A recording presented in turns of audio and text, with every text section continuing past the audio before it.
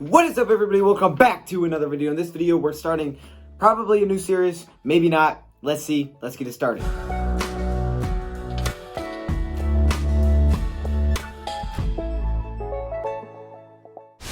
I'm not sure if this is going to be a new series or not. It really depends on if you guys like it or not. But we could go through every single player here. Basically, as you guys can tell from the thumbnail and the title, we are going to be giving our grades out by position. So in this video, we're looking at quarterbacks. You could call this the pilot episode. So if you guys enjoy this, make sure you let me know in the comments, and also by clicking the like button. That is the best way to show that you like something. Well, it's an easy way to do it. So if you click the like button, then that lets me know that you like it. So that's cool, and then we can keep it going. Otherwise, it's okay. We can just move on. We'll try something different. But I wanted to do this if you guys were interested, and I think it would be really fun for you guys to leave your grades in the comments, and me also to have my grades, right? So let's get this thing started. Quarterbacks, we only have 3 guys we're going to be looking at for today's video. We're only focusing on the regular season. We're not focusing on players that played in the preseason because that's pretty useless, okay? So let's start this off. This could be a shorter video with David Blau, okay? Actually, no, hold up. Let's start it off with Matthew Stafford because he started the season. Let's start this thing off with Matthew Stafford. Now, Matthew Stafford, like I said, he started the season. He ended up getting an injury midway through the season, and that really hurt our chances of doing really anything. We didn't win a game without him. Let me just throw that out there. So, yeah, we definitely felt something when he went out, right? We lost 9 straight games when he was out. Well, 8 straight when he was out. We lost 9 straight to end the season. So, yeah, we were absolutely terrible when he went out offensively. But we did show some good things. But for Matthew Stafford, he definitely deserves an A. There is no lower grade I could give this guy. I mean, I can't give him anything lower.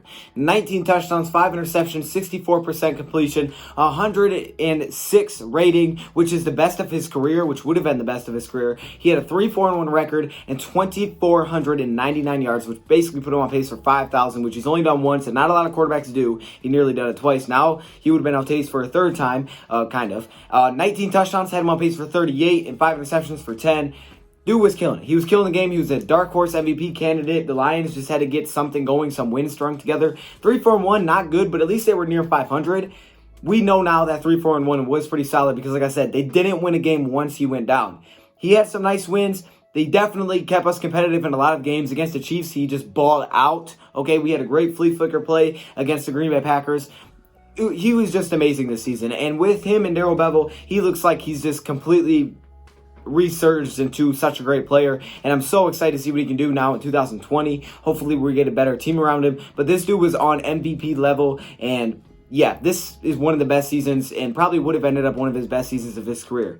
He gets an A for this season. Now let's hop into Jeff Driscoll. So Jeff Driscoll was the first guy to take over, who only played in 3 games for the Lions, and this is a guy that was with the Bengals. He actually was thinking about moving to wide receiver. He ended up staying at the quarterback position, and Jeff Driscoll ended up being our backup. We decided to go from a couple of veteran quarterbacks potentially in the offseason to kind of sticking with Driscoll. And Driscoll, I thought, played pretty solid. I thought he was okay. I gave him a C+ grade. I didn't think he was that bad. He wasn't great, but he was also a backup quarterback. And what you expect out of a backup quarterback, I thought he pretty much delivered. I think 2 of the 3 games that he played in, we could have won. The Cowboys game for sure, we scored 4 touchdowns and we lost. We definitely could have won the game. Our defense let us down. So I don't take the record too seriously here.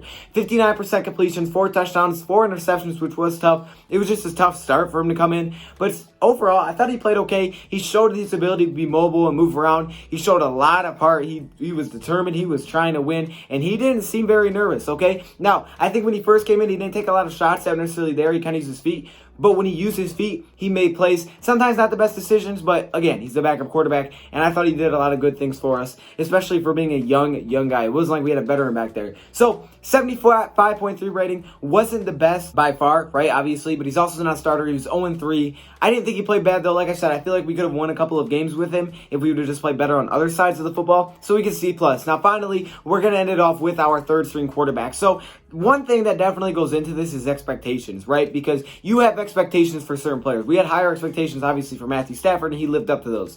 We had high expectations for starting quarterbacks. You don't have the same high expectations for backups. You definitely don't have the same high expectations for a 3rd string. Not to mention a guy like David Blau, who barely played at all. David Blau had to step into this role. He was a developmental quarterback, is what Bob Quinn said. And, he didn't play great, but at the same time, he's a 3rd string. What was I expecting?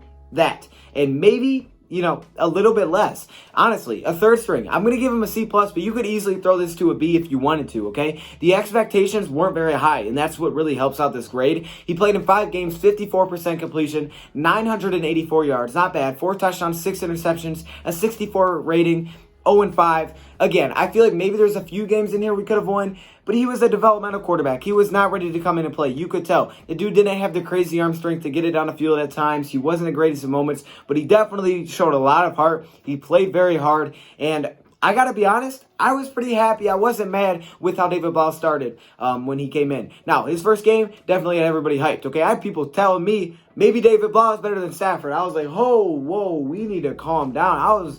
You know how I get. I'm about to lose it. I need to stop. Y'all need to stop. No, I need to calm down right now. But then, he kind of went like this, and it was like, okay, yeah, I haven't heard that again. So, it is what it is. He's not Stafford. We know that. But for a third-string quarterback, I didn't think it was awful. I'm going to give him a C+. I didn't think he was good. I'm not going to act like, oh, yeah, he played really good Thursday. He didn't play really good. But again, he's a third string. So with expectations taking a big impact, I gave him a C+. I wouldn't be mad if you gave him a B. Same with Driscoll if you wanted to give him a B. I like Driscoll, how he played the season. Unfortunately, another injury there. And for Matthew Stafford, he just absolutely balled out. So if you guys want to see us continue with other positions, wow. Let me know what position you want to see next. Clicking the like button, whatever you got to do. Share it, I don't care. And if you guys... I don't know what I was going to say here, but, I haven't said this in a while, but link in the description, you can go get some DoseOfDion merch. I got a lot of, Reliance vs. Ref shirts and stuff like that. You can also get a Shields watch. DoseOfDion is your promo code. So you got a lot of stuff you can do in the description, so don't forget to check it out. There's a lot of things in there to look at, a lot of links, so you can, just scroll around and see what you see, and there you go. Let me know your thoughts, guys. Well, thank you for watching, and I'm out.